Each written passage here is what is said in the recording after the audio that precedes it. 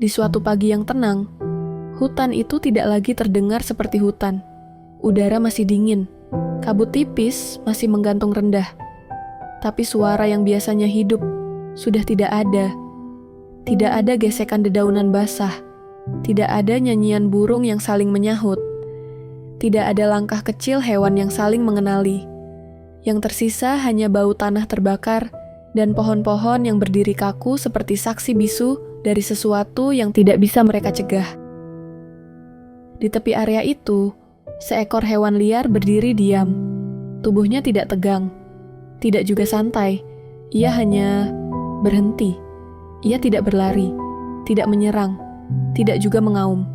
Ia hanya menatap, bukan ke arah kamera, bukan ke arah manusia, tapi ke arah kosong, ke arah tempat yang dulu ia sebut rumah. Ia tidak tahu apa itu proyek, tidak paham apa itu pembangunan. Ia tidak pernah mengerti mengapa suatu tempat harus diubah hanya karena dianggap berguna. Ia tidak pernah memilih untuk pindah.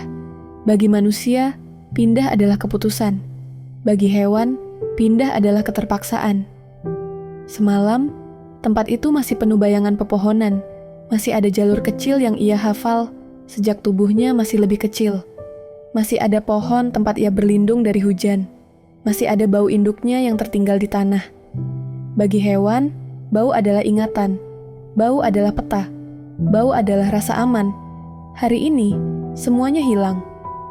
Tanahnya asing. Udara tidak lagi ramah. Dan arah tidak lagi jelas. Manusia sering bertanya, kenapa hewan liar sekarang masuk ke pemukiman? Pertanyaan itu terdengar sederhana, tapi jawabannya tidak pernah benar-benar ingin didengar. Karena jarang yang bertanya, kemana seharusnya mereka pergi? Hewan tidak mengenal balas dendam. Mereka tidak menyimpan niat jahat. Mereka tidak bangun pagi dengan rencana untuk menyakiti.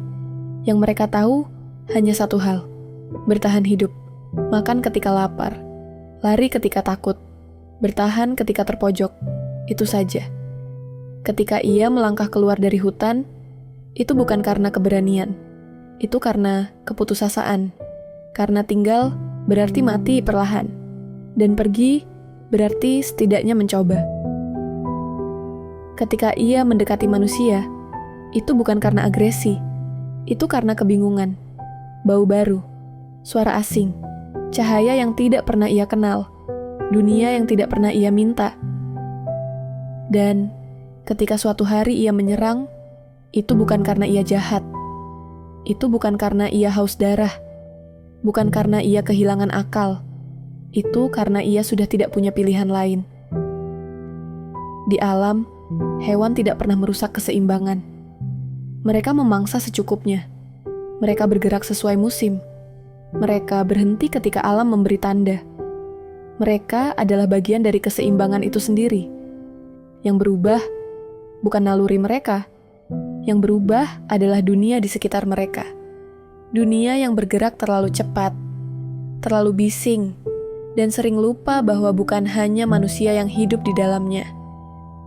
Banyak hewan mati bukan karena predator, bukan karena alam yang kejam, tapi karena kehilangan habitat, karena hutan yang terpotong-potong, karena rumah yang menyempit, karena jalur hidup yang tiba-tiba terhenti. Tanpa rumah, mereka kehilangan arah. Tanpa hutan, naluri pun tidak lagi cukup.